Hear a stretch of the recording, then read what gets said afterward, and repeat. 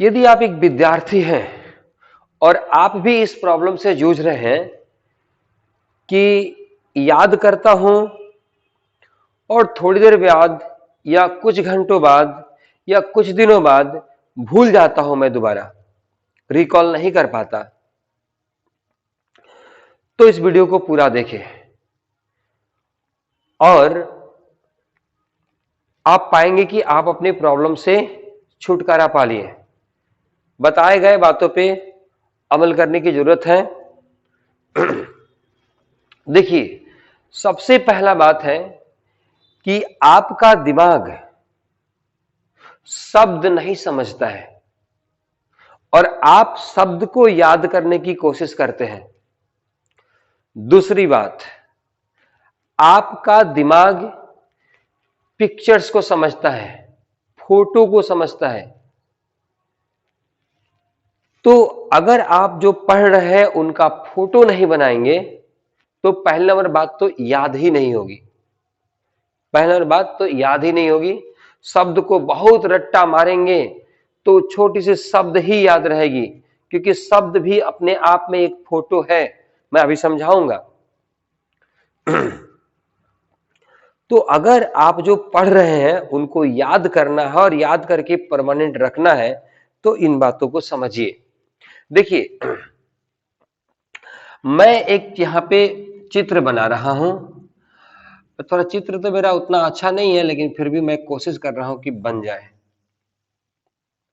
देखिए, मैंने एक पीपल के पत्ते का चित्र बनाया।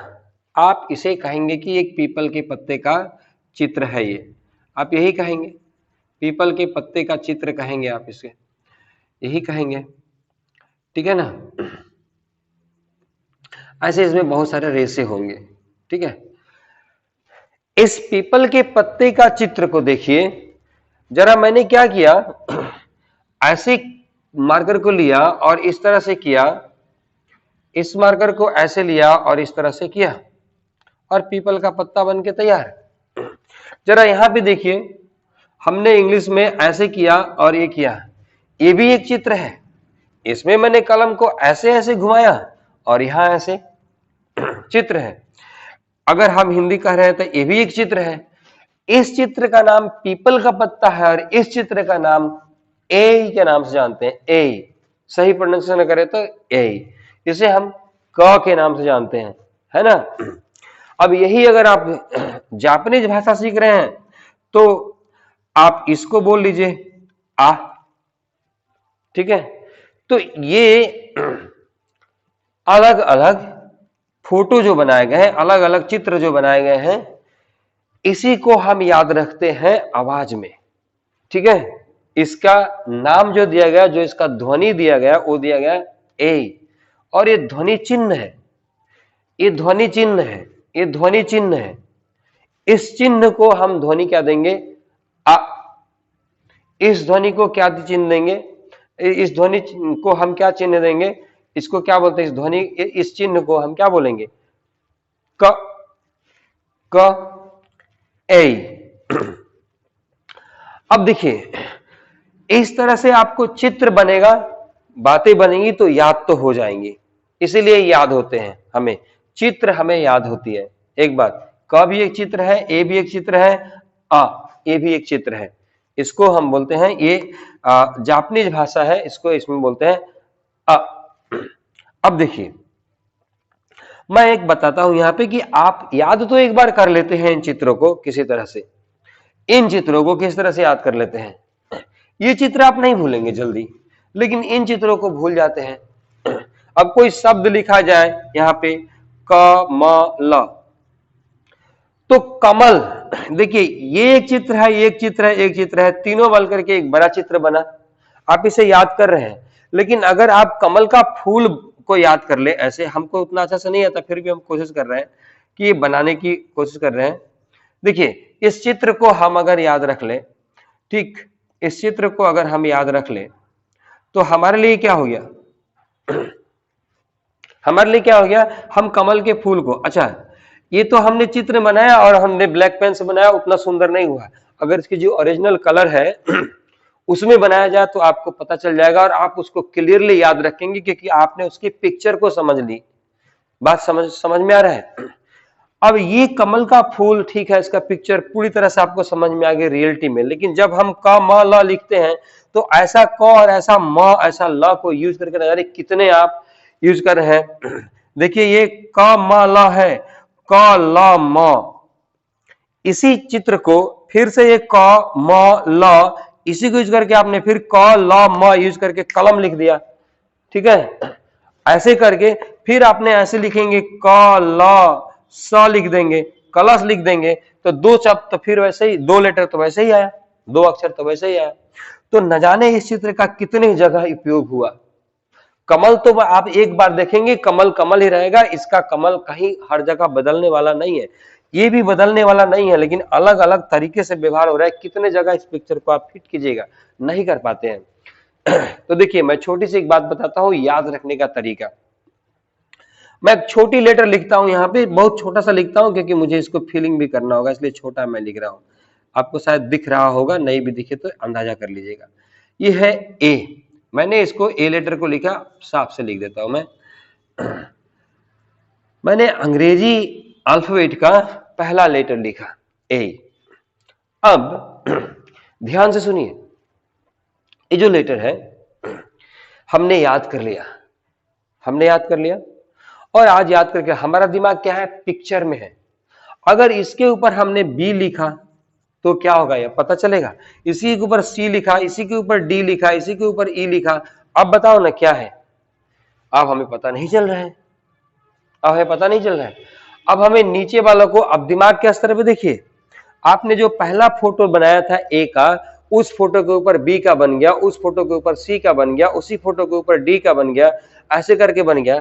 जब हम ये पढ़ते हैं, ये लिखते हैं किताबों की चीजों को, अब जब हम मार्केट में जाते हैं, यहां जा रहे हैं, शादी में जा रहे हैं, और कहीं कहीं हम लोग जा रहे हैं, ये बहुत सारे जगह पे जा रहे हैं, मेला में जा रहे हैं, शहर में जा रहे हैं, भीड़ भाड़ में जा रहे हैं, रेलवे में जा रहे हैं, कहीं ना कहीं हम जा रहे हैं, कहीं खेल रहे हैं, मतलब दिन भर में हम ऐसी हजारों चीजें देख रहे हैं। तो सोचिए, आप ध्यान दीजिएगा, आप जो कुछ भी देख रहे हैं, आपके दिमाग में एक फोटो कैमरा चल रहा है, आपके दिमाग में एक कैमरा चल रहा है जो आंखों के जरिए रिकॉर्डिंग हो रहा है। ये कैमरा का काम कर रहा है, रिकॉर्डिंग आपके दिमाग में, मेमोरी में हुए जा रहा है। तो ये जो आप पहले फोटो देखे थे, इसके ऊपर न जाने कितने और नए नए लेयर बन गए, नए नए फोटोज आ गए, आप इसको भूल जाते हैं। लेकिन अगर दिन भर आपने देखा, फिर शाम को आपने अगर इसको एक बार रिपीट कर देते हैं तो ये फिर सबसे ऊपर आ जाएगा, ये ऊपर आ जाएगा। तो आप जिस चीज को बार बार रिपीट करते रहते हैं, बार बार दोहराते रहते हैं, वही चीज आपके जीवन में याद रहता है, अन्यथा आप भूल जाएंगे। क्योंकि आपका दिमाग हर घड़ी कोई ना कोई नया फोटो बना रहा है, नया फोटो बनाया जा रहा है, नया फोटो बनाया जा रहा है। बात समझ में आ रही है। तो ये अगर फोटो बनाना आप कम करेंगे, जितना फोटो कम बनाएंगे, आप जितनी काम की बातें करेंगे, आप जितनी आपको जरूरत है वही चीजें देखेंगे, वही चीजें बोलेंगे, वही चीजें सुनेंगे, उसी के बारे में सोचेंगे, उतनी ही आपका दिमाग प्रखर और उतनी ही दिमाग तेज होगा। अननेसेसरी चीजों को देखेंगे, बिना मतलब के बात करेंगे, बिना मतलब वाला काम करेंगे जिसका कोई आउटपुट नहीं है, जिसका कोई मतलब नहीं है जीवन में, तो आपका मेमोरी कमजोर होता चला जाएगा। क्योंकि रिकॉर्डिंग तो हो ही रहा है। जैसे आपका कैमरा खोल के रख दीजिए मोबाइल का, वो क्या करेगा, रिकॉर्डिंग करता ही रहे, एक समय आएगा मेमोरी फुल, अब नहीं हो सकता रिकॉर्डिंग, हैंग करने लगेगा।